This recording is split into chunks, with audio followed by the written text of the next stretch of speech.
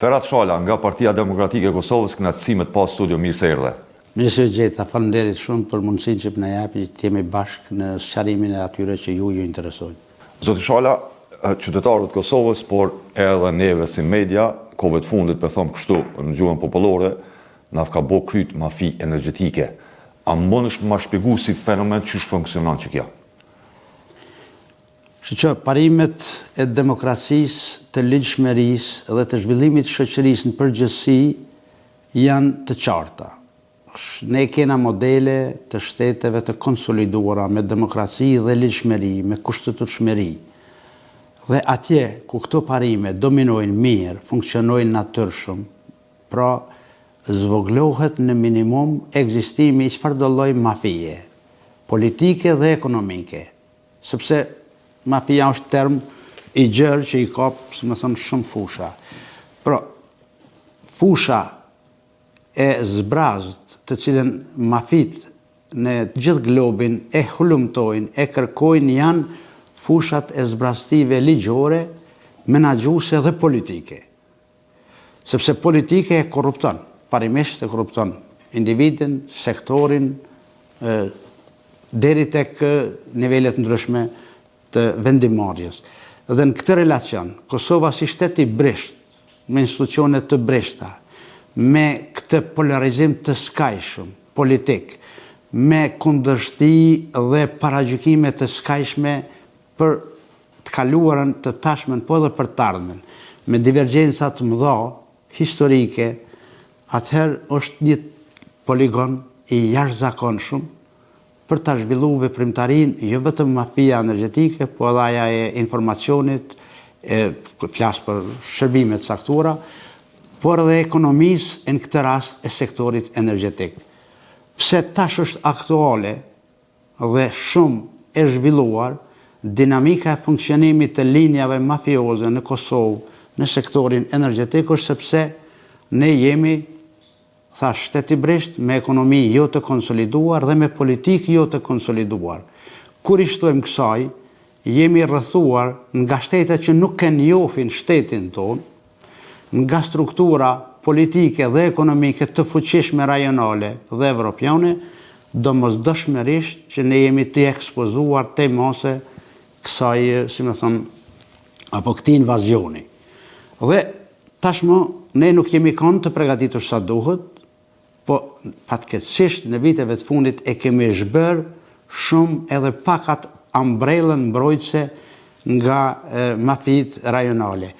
Dhe ndrrimi i dimensionit të luftës kundër Kosovës nuk është më vetëm ai i sigurisë, i shërbimeve, i armatimit, është edhe ai ekonomik dhe nuk ka sot levë më të rëndësishme për ta luftuar një shtet dhe ekonominë e tij se sa me kontrollu energjinë e tij. Po flasim, zoti Shala, për sektorin e energjisë. Çka ka bëu qeveria Kurti që 5 vite për sektorin e energjisë? A nuk kupton kjo se duke mos investuar në këtë sektor, me automatizëm ti i çel dyrt për mafinë energjetike? Pra, parimisht, me ose pa dashje, qeveria Kurti e ka hapur portën, mundësinë, poligonin, i ka hapur kushtet në shërbim të grupeve të interesit, në shërbim të, ashtu si që quaj, të oligarkëve të jashtë Kosovës, të mafisë jashtë Kosovës, për të përdorur dhe për të implementuar projektet e saj në dëm të shtetit, domosdoshmërisht me shërbim permanent të faktorëve të brendshëm edhe politik edhe ekonomik. Këtë e them me përgjegjësi të plot, e kam thënë disa herë në forma të ndryshme në Kuvendin e Kosovës tash e 5 vite, që qeveria me rrugën e vet, me strategjinë e vet, me politikat e veta, po i hap portën asaj që nuk duhet me ja hap. Fatkeqësisht, shkolla shkon hala më thellë, kur jo vetëm që ka hap portën, por segmentet caktuara të niveleve politike, me ose pa dashje kanë ra prej e këtyre, si me thonë, lobimeve, dhe sot janë pjesë e lojës edhe financiare dhe ekonomike në dëm vendit pikërisht në sektorin energjetik. Pjesë e lojës janë bërë strukturat më të larta të shtetit fatkeqësisht, sepse ndërmarrja kek menaxhohet nga institucionet e shtetit, sepse shteti është rregullator, është i mirë mban të gjitha linjat administrative dhe ligjore, sepse shteti harton politikat e sektorit, sepse shteti do duhet të ngriste kapacitetet produse apo gjeneruese të energjisë së pastër dhe kësaj që kemë në mënyrë që ne të mos jemi importues ose varës të këtyre strukturave që elaboruam më herët. Pra shteti nuk i ka ngritur kapacitetet, nuk ka hartu strategji të mirëfillt për të cilën kemi diskutuar rreth 2 vite në hartimin e strategjisë dhe sot asnjë pikë e strategjisë së energjisë që ka hartu kjo qeveri nuk fillon as që ka fillu të implementohet. Pra ka bërë shumë zhurmë 2 vjet, pikërisht shteti, qeveria, Ministria e Zhvillimit Ekonomik, ka ndërtu një strategji të dobët e cila e ka hapur pikërisht portën e kësaj mafie që kemi sot. Pastaj edhe me veprime tjera, shqoni, largimi investitorëve të jashtëm, që do duhej të ishte pjesë e lojës në sektorin energjit, pjesë e investimit, parimor mbi bazën e legjislacionit e kushtetueshmërisë tonë, do thot ata që nuk i kanë njoftë kjo konjunkturë politike, i kanë ndjekur nga Kosova. Dhe sot jemi pa investime. Nuk kemi investimet brendshme, sepse pikërisht kjo konjunkturë politike, klanore, me ideologji ekstreme të caktuar të majt, dhe me tendenca të rrëshqitjes drejt interesave të sektorëve ose mafisë energjetike, sot ka bërë që Kosovë nuk ka interes për me investu kompani serioze, perëndimore, që vinë nga shtete mike demokratike. Dhe çka ndodh, normalisht që krijohet një situatë kaotike, një treg i pakontrolluar dhe futet ai që folëm në pjesën e parë të emisionit. Zoti Shala, 3 herë gjatë qeverisë së Kurthi është rritë çmimi i energjisë elektrike, fundit 16.1%. A kanë qenë reale këto rritje të energjisë elektrike? Në të 3 rastet, Partia Demokratike, grupi parlamentar, kemi kërkuar sqarim, kemi kërkuar opinion, kemi kërkuar debat, kemi ngritur komisione hetimore për ta zbardhur të vërtetën që një pjesë e thashë, një pjesë nuk mund ta themi aktualisht, sepse kemi qenë të bindur që po rrëshqasim keq në perspektivën energjetike e që reflekton në ekonominë e vendit. Në këtë rast, në të 3 rastet e ngritjes së çmimit të energjisë, ne nuk e kemi asnjë raport zyrtar, asnjë studim të arsyeshmërisë, fizibilitetit dhe të nevojës për ngritjen e çmimit. Në të 3 rastet nuk kena mendim profesional nga organet që dalin nga shteti që i ka ndërtuar për ata, nuk kena nga zyra e ndihmës shtetërore, një institucion i cili do duhet ta vlerësonte i pavarur se a duhet ngritur dhe a janë kriju kushtet me u ngrit. Nuk kena nga zyra e regulatorit analizë mbi të hyrat maksimale, studim. Pra, nuk kena nga autoriteti i konkurrencës mendim se a do duhet jemi në këtë treg kështu dhe a ka monopol këtë treg. Pra, kena shkelje flagrante të ligjeve të cilat e rregullojnë këtë fushë. Dhe që kanë bën qeveria për ta hapur këtë fushë në shërbim të atyre që ju i thatë fillim. Pra, në ne e ka pasivizuar në ekstrem zyrën e ndihmës shtetërore. Nuk ka funksionalitet të zyrës së ndihmës shtetërore sepse e ka shu bordin përkundër asaj që ne do duhet dhe kemi folur disa herë që do duhet jetë funksionale, e ka pasivizuar me intenca të Ministrisë së Financave sepse raporton atje dhe me ala durët e lira Ministrisë Financave me vendos për këto politika. Njëtën kohë ka vendos kuadro të cilët tashmë janë edhe për gjykata në autoritetin e konkurrencës me 100 skandale dhe nuk e për cilën u përzi pak Besnik Bislimi para një 3-4 dite, pat një takim me ta, për një 2 raste. Tashmë, kur ne kemi ngritën në konferencë shtypi për detyrat dhe shkeljet që ka bërë autoriteti i konkurrencës. Pra, levat kryesore në autoritetin regulativ të energjisë ka vendos njerëz militant politik të dëgjueshëm dhe e ka, si më thonë, dominu gjithë hartimin e politika dhe mekanizmat të kontrollit në sektor. Ka vendos pjesën tjetër në sektorin gjenerues në kek. Shqiqoni, për 3 herë që ka ngrit kjo qeveri çmimin e energjisë, asnjëherë nuk e ke temë a ka nevoj në këto kushtet të tregut të ekonomisë me po se si pa operon keku dhe a ka keku llogari me shit me 29-30 cent megavatin. Pra qysh ka mundësi që kompania shërbyse Kesko po e merë me çmim 29-30, ani pse e ka një kontrat dhe këtina duhet me ja pranu të hyrat maksimale të lejuara sa ai kërkon dhe shteti nuk e shef që keku po punon me humbje në kapacitetin prodhues për 29 megawatt. Për te i kësaj, për 3 herë, asnjë zë qeveritar nuk e ka trajtuar që kur ky kërkon të hyrat maksimale të lejuara, me i thonë hajtë të shohim sa jetu e morë pe kekut. A janë balancuara këto.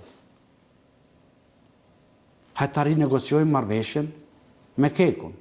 Hajtë të kthejmë në tovolin shkencore, juridike dhe profesionale rentabilitetin e prodhimit të 1 megavatin kek. Që po e dhonë me 30 e po i kthehet qytetarit me 120 euro. E deri në 200 e 300. Sot, në faqet zyrtare të Bashkimit Evropian, përveç Ukrainës, askush në Evropë nuk blen megavatin më shtrejt se Kosova, qytetari.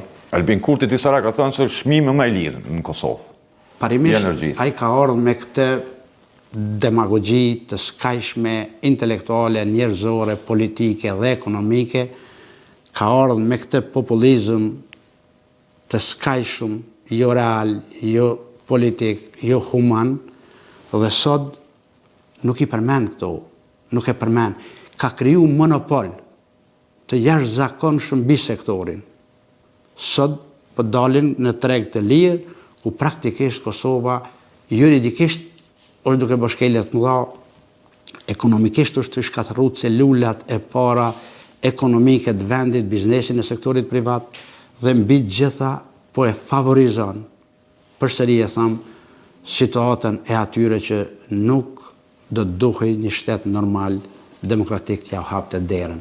Zoti Shala, rritja e fundit e çmimit të energjisë 16.1%. Presidenti është kundër, avokati i popullit është kundër, ka pasur protesta nga shoqëria civile asnjë cent më shumë, ka pasur një padi nga ta në gjykatën themelore kundër zëres, e cila është hedhur poshtë. Gjitha partitë politike, qytetarët që kanë qenë në opozitë, kanë fjalën për ju dhe partitë tjera, janë kundër kësaj rritje, përveç Albin Kurti që kur nuk ka folur për këtë rritje. Pse kjo heshtje e Albin Kurti? Nuk ka mundësi të flet Albin Kurti, e tham me përgjithësi të plot, shumë kisha pas dëshirë që t'jemi kështu, të hapur dhe të bisedojmë për të dhe ta shoh idenë e tij, ta shoh vizionin e tij, ta shoh qëndrimin e tij, për dukuritë që kanë shku dhe ato që na presin. Jam shumë interesuar me po, sepse është kryeministër i vendit, ka qenë praktikisht tash është të abuzuar me pozitën e kryeministrit, kisha pas shumë dëshirë me qenë i hapur, me po shifrat, me po statistikat, me po dhënat, me po qarkullimin financiar të kompanive që janë përreth tij e të tij, dhe me po çka dëna me bën nesër për këtë punë. Unë me kënaqësi, nëse ai mundet me na bind kështu para qytetarëve, jo me demagogji, jo me populizëm, po me fakte reale, me po ku ai është. Po normalisht edhe me na ndëgju, këto që piti themi ty dhe disa dhe ma shumë dhe ma konkretisht në këtë e këshim thënë, me i thonë sepse s'po na jepet mundësia në kuvend tash me fol, e ka bllokuar dhe kuvendin, ne jemi totalisht të bllokuar si shtet për me ngrit shqetësimet atje ku dohet, edhe si deputet. Dhe në këtë relacion ai e din mirë që linjat e tina po pasurohen tej mase me kompani fiktive, me 1-2 punëtor, ai e din mirë që ka komunikim të rregullt me gjithë këta sektor që unë i përmena dhe me këto kompani dominuese në treg, ai e din mirë që sektor dhe individ të tij kanë njohuri dhe komunikojnë me vendosjen e këtyre monopole, tash së fundi edhe pjesë nga kabineti i ngushtë i tij. Vllai Luan Dalipit, shefi i kabinetit. Po hapin biznese dhe po e provojnë fatin. Ka gjë ma qesharake, ma banale, kur e nin pjesën e kabinetit ngushtë të provojnë fatin. Që është e vërteta fati, nëse është fat ky, për Kosovën është fat i zi, ju ka kushtua qytetarëve tashmë miliardë euro nga ardhja kësaj qeverie në sektorin energjetik.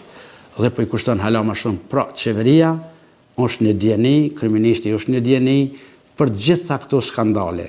Pse, zoti Shala, këto gjitha që i përmendet, 3 herë ngritjen e çmimit të energjisë elektrike dhe skandale tjera, po besoj që ke parë edhe në media që kanë publikuar kolegët, pse nuk i nisni në prokurori gjitha këto? Keni do konferenca për shtyp që shë pa dje për shembull që po e lutni zërejnë që ta anulloj vendimin, e kjo lutja ndaj zërejsh është, po them kushtimisht sikur m'ia gjuni Luanin ka faz domisht, që ato mi thonë mos e ha. Pse nuk i keni drejtuar prokurorisë? Shiqoni, ç'është e vërteta, ne në legjislacionin e kaluam prokurori nuk kemi dërzu land, por ne kemi qenë shumë të hapur. Kemi denoncu në Kuvend Kosovës, unë dhe grupi jonë parlamentar, Partia Demokratike në tërësi. Pastaj, kemi ngritur komisione hetimore. Pastaj, kemi dhënë mendime të shkruara publike bashkë me ju. Kjo fundit, dje, konferenca shtypit, që e bën bashkë me avokatin, Velar Tahiri, unë dhe Fatoni avokati, ishte fillimi i procesit legal të luftës sonë për me ndalë këtë të keqe, për me stopu këtë, sepse edhe në këtë proces, që po thuhet që është i nevojshëm, po, është i nevojshëm liberalizimi i tregut në Kosovë. Dhe ne, bazën juridike themeltare për këtë e kemi bën qysh ma heret, ne, por aja bazë juridike e obligon qeverin, e obligon zërejn, me nxjerr akte normative, tjera, implementuese, me lehtësu tregun, me liberalizu tregun kur plotësohen kushtet. Dhe në këtë relacion, kjo qeveri nuk e kanë nxjerr asnjë akt normativ, pasus, implementues të projekteve, nuk ka kriju kushte dhe lehtësi për tregun energjetik dhe nuk e ka liberalizu, nuk ka kriju mundësi me u liberalizu, po e ka monopolizu. Me keskon. Me keskon dhe me zërejn. Sepse zëreja nga viti 2017, 18 dhe 19, 3 herë kanë nxjerr akte të brendshme normative, uzus dhe rregullore, për me liberalizu tregun. Asnjë nga këto akte që veti ka obligim me implementu, nuk i ka implementu. Zëreja e thot qartë rregullore dhe dokumentet e saj që duhet me pas një studim, një hulumtim, një hetim të tregut. Vendi jonë dhe me po a janë plotësu kushtet që na mujna me dalë në treg të lirë. Nuk e kem as një studim, as nga autoriteti konkurencës që është obligim, e as nga zyra për ndihmë shtetërore, e as nga Ministria e Zhvillimit Ekonomik dhe Energjisë, që është ministri që dominon dhe kontrollon komplet sektorin, e as nga zëreja. Pra nuk kena bazë ekonomike e as juridike të sqaruar mbi të cilën dokumentet tona strategjike dhe implementuese e thonë. Megjithatë, lëvizja vetëvendosë zoti Shala ju akuzon juve për një ligj i tillë për daljen e tregun e lirë u bën në vitin 2016. Po çuditën, po flas çfarë po thonë eksponent dhe zyrtar të lartë të VV-s. Po thonë që është bërë në kohën e Isa Mustafës, është bërë në kohën e Bleran Stabiliecit të PDK, sa ka qenë ministër i zhvillimit ekonomik, dhe po thonë kushtimisht po thonë këtë yryshin e kundërshtimit të daljes së biznesit në tregun e lirë. Po, është e vërtet dhe unë e thash edhe vetë, po më pyet ju që ne kemi qenë dhe jemi kundër, do të thotë që jemi praktikisht për liberalizimin e tregut. Po për me u liberalizu tregu, kjo qeveri e ka pas obligim ligjet që i ka trashëgu me i avancu dhe me implementu.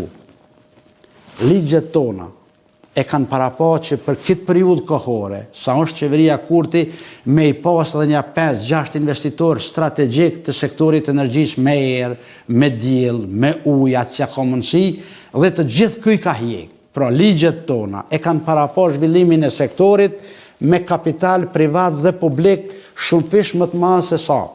Ligjet tona e kanë parapa zhvillimin e sektorit dhe shfrytëzimin e thëngjillit me kushte dhe standarde mjedisore dhe me kapacitete të reja gjeneruese. Jo me nal kekun, me nal me erë, me nal me ujë, me largu njerëzit dhe normal që ka ra kapaciteti. Edhe këto që i ka trashëgu, i kanë nxjerrë një pjesë tyre nga funksioni. Kuptoni, e kanë zirë nga funksioni bloqet caktuara permanent. Merrni statistikat që janë publike, qoftë edhe në KEK, nuk ka muj që nga ardha e qeverisë Kurti në pushtet që një blok herë hy e herë s'ka dalë. Zakonisht gjatë periudhës së dimrit, kur është kërkesa më e madhe për energji elektrike. Sa herë ka ra qel porta për import. Pra, ne pajtohemi dhe pranojmë që kemi fillu hartimin e legjislacionit dhe përgatitjen e terrenit. Po do ta dini edhe një, qytetarët nuk e din. Atë ditë që ka hënë pushtet në këtë mandat që shkoj, do thotë në qeverinë Kurti 2, ende pa u konstituu, e thamë me përgjegjësi plot, Parlamenti i Kosovës, deputet që dhe sot janë deputet të lëvizjes vetëvendosje dhe partnerë të saj, kanë shku në zërej, kanë bë presion, se tregu ka pas me fillu në 2020, me njerë pas pandemis, me u kry rrethonat, me fillu. Dhe pikrisht kjo lëvizje vetëvendosje nuk ka leju që me fillu procesi liberalizimit para 5 vitesh, para 4 vite. Kush janë këta njerëz të VV-s? Kush janë këta deputetë? Ata që mirën me sektorin dhe me ekonominë. Dhe tash, pro, qeveria Kurti, është kryeministri, ata s'kan guxuar me shku vetë. Ata zguzojnë me deklarata vetë pa vetë, e lejmo me shku atje. Pro, pse zërëja dhe qeveria nuk e filloj me implementu ligjet tona në 2021, 22, 23, 24. Pse tash? Sepse tash instaloj rrjetin e fitimit, rrjetin e dyshuar dhe të korruptuar në sektorin energjetik, sepse tash krijoj kompani të afërta me pushtetin, dhe tash janë kriju kushtet që duhet mi qu partner këtyre. Klientel fuqishme, që qarkullojnë miliona mbrana ditës. Pra, nuk është të thjesht me aqu 1300 biznese sot klienteles tone. Që shubo, zoti Shala, për shembull, na me pagu 798 euro veç për transport për megawatt të energjisë elektrike. Për këthemi prapë të kaluarës dhe qeverive tona, ne bashkë me partnerët gjermanë, me institucionet financiare gjermane, sa do t'i falenderojmë, që kanë qenë shumë afër dhe gjithmonë të interesuara me stabilizu tregun energjetik të vendit. Fatkeqësisht, kjo qeveri dikur protestante kundër këtyre politikave. Kemi ndërtu linjen ose autostradën energjetike para shumë vitesh, Kosovë-Shqipëri 400 kV. Dhe kjo ishte pregaditje për këtë punë. Dhe ne fokusin atëhere kishim, unë kom qenë pjesë e qeverisë, edhe shpërndësimet dhe gjitha kanë kalu shumica nga në nshkrimi im, sepse duhe shpërndësoj prona për më ndërtu 400 kW, me ndërtu linjen dhe me pregadit terrenin që ne në këtë ditë që sot po diskutojmë, me pas partner Shqipërinë. Sepse e ka burime energjetike të pashtershme të ujit. Sepse ne kishëm burime të kufizuara diellore dhe të erës, kishëm të ngjillin dhe ta bënim një, si me thonë, situatë të komplementaritetit, të bashkëpunimit dhe plotësimit reciprok. Ne fillum edhe ndërtum bazën e parë legislative dhe bursën shqiptare, Alpex, e kjo qeveri për 5 vite ende nuk e ka tamam funksionale. Pra ne hartum infrastrukturën edhe ligjore, edhe praktike, edhe funksionale që mos me ble rrym nga Serbia, po me ble rrym përmes linjave shqiptare. Dhe me rrit kapacitetet. Ne kishëm planifiku që Shqipëria tash më kalon edhe tapin, çfarë do opsioni tjetër ne të jemi të lidhur pranë centraleve tjera që mund të jenë në Shqipëri. Dhe gjithë kapacitetin tonë e orientuam në përgatitjen e bazës së përgjithshme. Ne kishëm orvatur, por dështuam si rezultati protestat të tyre, luftës tyre kundër të ngjillit, këta kanë luftuar me çdo çmim dhe me çdo lloj pare, pikërisht me fondet të dyshimta, e kanë luftu çdo projekt energjetik. Pse nuk funksionoi që ke marrëveshja zoti Shala mes Kekut dhe Keshit për shkëmbim të orëve, megawatt orëve? Parimisht, prapë është çështje e qeverisë. Nuk mund të kemi sektor energjetik me Shqipërinë stabil nëse kryeministrat nuk funksionojnë, nëse qeveritë janë të ndara, nëse qeveritë akuzohen dhe shohen. A kuptoni që kemi ardhur? Ne jemi vendi izoluar. Ne nuk kemi, unë një herë kemi taku për 5 vite Komisionin Parlamentar Homolog të Shqipërisë dhe kam betë gjithçka, sepse kanë pas me ardhë, janë ngri raportet me shtetin nëmë. Janë ngri raportet, nuk ka komunikim. Të gjitha të tjera janë spekulime zyrtarisht institucionet e shtetit Kosovës vetëm në linja tepër specifike komunikojnë sepse ne s'kemi asnjë hap konkret. Demagogji, populizëm po. Pra ne kemi ngri raportet e zhvillimit sektorit dhe normalisht kur e shohin sektorët pasus komunikimin e dy kryeministrave apo dy qeverive, të tjerët s'lodhen për atë punë. Pra ne jemi orientu tash në alternativa me prun për Serbien e për Macedoni e Knena apo përmes Bosnës e në Malit Zi në Kosovë me prun energjin. Normalisht që ti pagun kur i bjen rrugës largët. Dhe të gjitha këto do duhemi ditë kryeministri, zëvend kryeministri, ministri i ekonomisë, do duhemi ditë zëreja, do duhemi ditë ekspertët dhe këshilltarët e kabinetit kryeministrit. Pra, e ka mbyll portën e komunikimit dhe të bashkëpunimit energjetik. E mbyllin fillim mandatit donacionin e gasit amerikan. Kemi diskutu hapër, alternativë tjetër, tash mund të ishte gati në funksion. Tha po e bëjmë një studim fizibilitetit, 3 vjet, 4 vjet, 5 vjet shkun, as nuk e kemi studimin, as nuk e kemi qëndrimin, as nuk e kemi fundet. Si kemi fundet? Shiqoni, për energji dhe mjedis, janë mbi 300 milion euro të bllokuara nga Bashkimi Evropian që kanë qenë të para për Kosovë. Minimalisht mund nga bëj në zvoglim të shumë, po minimalisht për energji dhe mjedis janë mbi 300 milion euro. Zoti Shala, kush është fajtor për këtë situatë në sektorin energjetik? Është Albin Kurti dhe Zërej? Jo, ti je i bindun Zëreja viktim, për cilën do të paguaj çmimin e vet. Sepse është tepër e dëgjueshme dhe unë nuk kam për këtë, për shkak ndikimeve të sepse ka rënë ndikime politike. politike. Po përgjithësi ne ushteti, kushtetuta, ligji ja jep që është kryeminist. Kryeministri ka zgjedh kabinetin, kryeministri zgjedh këshilltarët, kryeministri emnon, kryeministri menaxhon, kryeministri planifikon, kryeministri lidh kontrata bashkëpunimi, krijon kushte për sektor caktuar apo për tërë shtetin. Pra, kryeministri nuk është që s'është ndjeni. Unë them edhe një herë, do të ishte shumë e jashtëzakonshme në çfarë do debati qoftë edhe publik me ekspert caktuar që kryeministri tulet të ndëgjoj shoqërinë civile, ndëgjoj ekspertët, ndëgjoj nivelet akademike. Le ta merr kabinetin e vet, le ta organizojë një tryezë bashkëpunimi. Ton verën për në Greqi, po më mirë është me nejt në Obiliq, më shku me mbajt një simpozion për energjinë dhe me ndëgju të ke punë. Cila është arsyeja që përën në Greqi? Gjëmë, problemi është këtu. Më mirë është me nejt një ditë në Obiliq, në një konferencë caktuar atje dhe me organizu ekspert, veç komunës të Obiliqit me organizu, a me jo këta militantë që tonë ditën rrinë kafe të po pazare për kekun, e me kekun, po me afru njerëzit dhe unë besoj që ai ka zgjidhje. Ka zgjidhet me fill nëse donë. Nëse nuk donë, bëna që s'pishe, si s'pojnin edhe hec. Do të Shala, patëm një protest të bizneseve, ku protestuan për shkak kësaj urgjencës të zërejës, që bizneset mi 50 punëtor dhe 10 milion euro qarkullin vjetor të dalin në treg të hapur. Shumica bizneseve thanë se kanë marrë vetëm një ofertë që është nga Kesko. Është fajtore dhe këtu qeveria dhe zëreja që nuk ka oferta tjera. Po flasëm për liberalizim të tregut, ndërkohë kemi një kompani që është monopol që është Kesko dhe që ofron kompanive ose bizneset Kosovës rry me 260-300% më shtrejt.